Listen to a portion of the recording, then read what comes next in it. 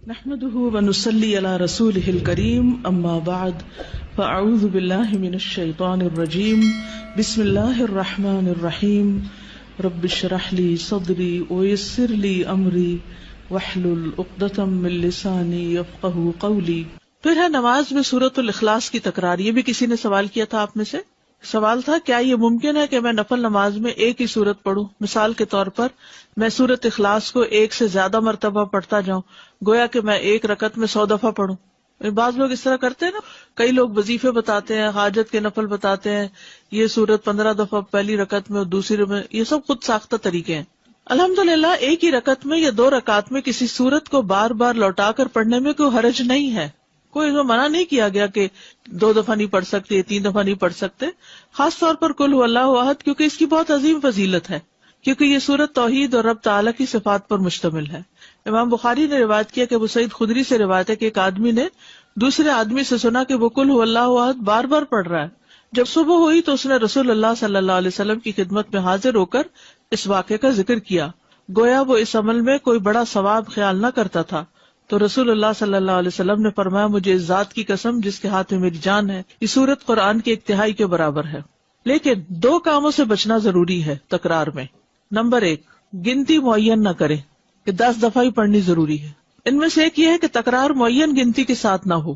اگر وہ معین کر لے گا یعنی فکس کر لے گا، وہ نہ اس سے زیادہ پڑھے گا نہ کم، تو یہ بدعت ہوگی، کیونکہ یہ خود ساختہ طریقہ ہے، خود ایجاد کیا، لوگوں کو پابند کیا۔ یعنی کچھ لوگ اس طرح کی چیزیں لکھ کر عام کر دیتے ہیں یا دوسروں کو کہتے ہیں 3 دفعہ لازمی پڑھنا ہے۔ مذکورہ حدیث میں گنتی کی تعین نہیں، نہ ہی یہ سلف سے معروف ہے، اور جو چیز شریعت میں متعین نہیں اس کی تعین جائز نہیں، اس کا بغیر کسی تعین کے مطلق ہونا جائز ہوگا۔ جیسے لوگ کہتے ہیں نا کتنی دفعہ آیت کریمہ پڑھیں، وہ کہیں نہیں بتایا گیا کتنی دفعہ، جتنا سہولت سے پڑھ سکتے ہو۔ حضرت یونس علیہ السلام کے بارے میں کچھ نہیں ملتا کہ انہوں نے 100 دفعہ پڑھا یا 1000 دفعہ پڑھا۔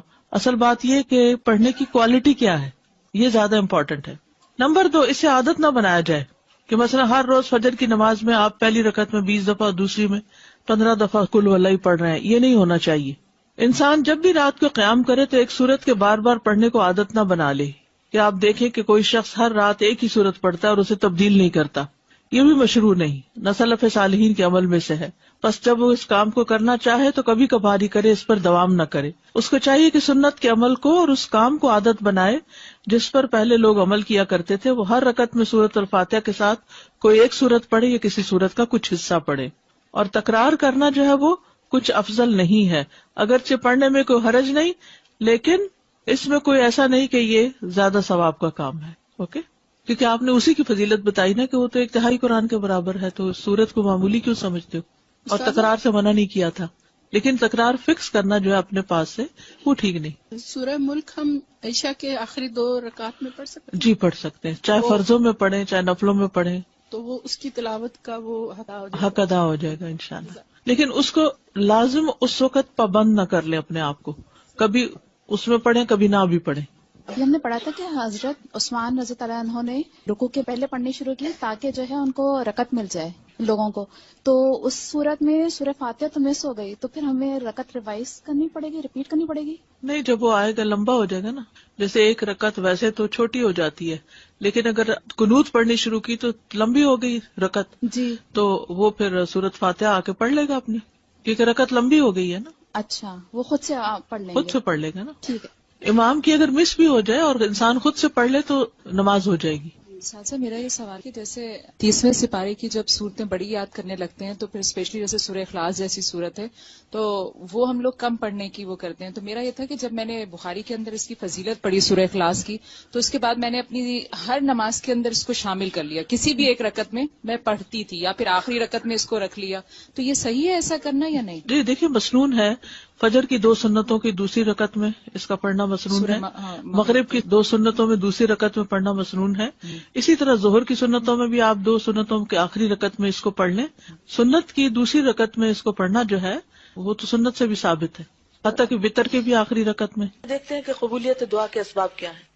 فصل پنجم، بعض لوگوں کی دعا بسا اوقات بہت جلد قبول ہو جاتی کیونکہ وہ سخت ضرورت مند ہوتے ہیں، ضرورت ان کے اندر اضطرابی کیفیت پیدا کر دیتی ہے، ہلچل مچا دیتی۔ اگر آپ کے اندر ہلچل ہے تو آپ دوسروں کے اندر بھی مچا دیں گے۔ جو وہ دعا مانگنے والا تھا نا، اس کے اندر ہلچل تھی اور اس نے اتنی شدت سے دعا مانگی کہ آسمانوں میں کھلبلی مچ گئی اور وہاں سے فرشتہ آ گیا. اور کامل اضطراب کے ساتھ وہ اللہ تعالیٰ کی جناب میں متوجہ ہو جاتے ہیں. یا یہ کہ دعا کرنے سے پیشتر دعا کرنے والے سے کوئی بڑی نیکی وجود میں آ چکی ہوتی ہے. یہ جو پہلی بات ہے نا اضطراب کی، تو اس کے بارے میں قرآن پاک میں بھی آتا ہے نا، اَمَّن يُجِيبُ الْمُضْطَرَّ اِذَا دَعَاهُ وَيَكْشِفُ السُّوءَ. تو جو مضطر ہوتا ہے نا، بے قرار ہوتا ہے، بے چین ہوتا ہے، اور اس بے قراری میں اپنے رب کو پکارتا ہے، لوگوں کو نہیں، اپنے رب کو پکارتا ہے، اور تڑپ تڑپ کے پکارتا ہے، رو رو کے پکارتا ہے، تو رب سنتا ہے. اور اگر یقین نہیں تو اللہ تعالیٰ پوچھتے ہیں اَمَّن يُجِيبُ الْمُضْطَرَّ، یا کون ہے پھر وہ جو مضطر کی دعا سنے، بے قرار کی دعا سنے، بے قرار کو جواب دے. کوئی انسان ایسا نہیں کر سکتا، کوئی اور مخلوق نہیں کر سکتی. وَيَكْشِفُ السُّوءَ، اور دور کر دے تکلیف کو. تو یہاں پر نمبر 1 لکھ کے نا اضطراب لکھ لیں، تاکہ آپ کو یاد رہے کہ دعا کی قبولیت کے لیے مجھے اپنے اندر اضطراب پیدا کرنا ہے. علامہ اقبال نے بھی اس کی دعا مانگی تھی نا آپ کے لیے. کیا؟ خدا تجھے کسی طوفان سے آشنا کر دے کہ تیرے بحر کی موجوں میں اضطراب نہیں. اب اتنے سکون میں ٹھنڈے ہیں.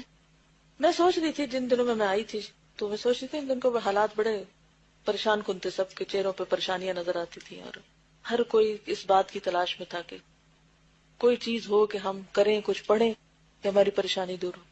اور پھر مجھے لگتا ہے کہ لوگوں نے بڑے دل سے دعائیں کی، تو اللہ تعالیٰ نے رحمت کی، اور آج کل ذرا سکون ہے. تو میں سوچ رہی تھی آج صبح ہی کہ اللہ تعالیٰ عافیت میں رکھے، امن اور سکون میں ہی سب کو رکھے، لیکن یہ عافیت ہم کو اللہ سے دور نہ کر دے کہ ہم اپنی پرانی روٹین میں اس طرح آ جائیں کہ بس پھر اسی ڈگر پہ چل پڑے، اور جو چند باتوں کی اصلاح کی ہے وہ پھر غارت کر دے، مٹی میں ملا دے. ایسا نہیں کرنا. تو جب کبھی بھی کوئی اضطراب آتا نا، کوئی ہلچل ہوتی ہے، تو اس کو اپنے لیے برا نہ سمجھا کرے. مانگے مت کہ اللہ کو مصیبت ڈال، ایسا نہیں کہہ سکتے، اور نہ کبھی کہنا چاہیے.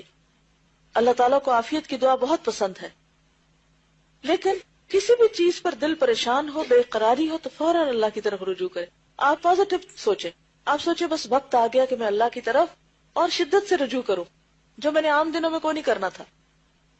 اور عام دنوں میں جب ہم نہیں کرتے تو پھر آخرت میں وہ جو اجر جمع ہو رہا ہے وہ کیسے جمع ہوگا؟ تو یہ بھی اللہ تعالیٰ کی رحمت کا ایک طریقہ ہوتا ہے. اسی لیے بعض لوگ تکلیف کے آنے پر بھی الحمدللہ کہتے ہیں، اور نبی صلی اللہ علیہ وسلم تو الحمدللہ علی کل حال، کہ اللہ تو نے اپنے قریب ہونے کا ایک موقع دے دیا. اس پر بھی تیرا شکر ہے. وہ شکایتی نہیں ہوتے، وہ کمپلینٹس نہیں کرتے، وہ ناراض نہیں ہوتے اللہ سے. حدیث میں آتا ہے کہ جب اللہ کسی قوم سے محبت کرتا ہے تو ان کو آزمائش میں ڈال دیتا ہے، پھر وہ آزمائش اس بندے کو مضطرب رکھتی ہے، اور پھر اس اضطراب میں بندہ تڑپ تڑپ کے پکارتا ہے اللہ کو. اور شیطان کیا کہتا ہے؟ اللہ تو تم سے ناراض ہے، تمہاری تو یہ دعا بھی نہیں سنی جائے گی. اور بعض اوقات ہم کس طرح شیطان کی سن بھی لیتے ہیں. ہاں واقعی اتنی دفعہ تو مانگ چکی ہوں، کہاں سنی جائے گی. تو ایک وجہ تو یہ ہوتی ہے دعا کی قبولیت کی کہ مانگنے والے کے اندر، کیونکہ پیچھے ہم نے پڑھا تھا نا رکاوٹ کہاں سے آتی ہے، یا مانگنے والے کی طرف سے یا جس کے لیے مانگی جا رہی ہے. تو پہلی چیز ہوتی ہے قبولیت کی وجہ میں سے اضطراب، یا یہ کہ دعا کرنے سے پیشتر دعا کرنے والے سے کوئی بڑی نیکی وجود میں آ چکی ہوتی.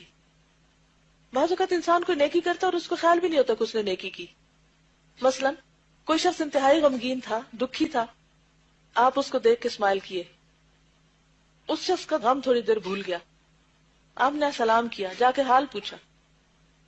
اب دیکھنے میں تو کیا ہے یہ، آپ نے تو بس ایسے ہی ایک روایتی سا کام کر لیا اور کیا اللہ کے لیے. حقیقت میں کیا تھا؟ اسمائل بھی چیریٹی تھی، صدقہ تھا. سلام کرنا دعا تھی، آپ دوسرے کے لیے کر رہے، اللہ نے آپ کے لیے سلامتی لکھ لی.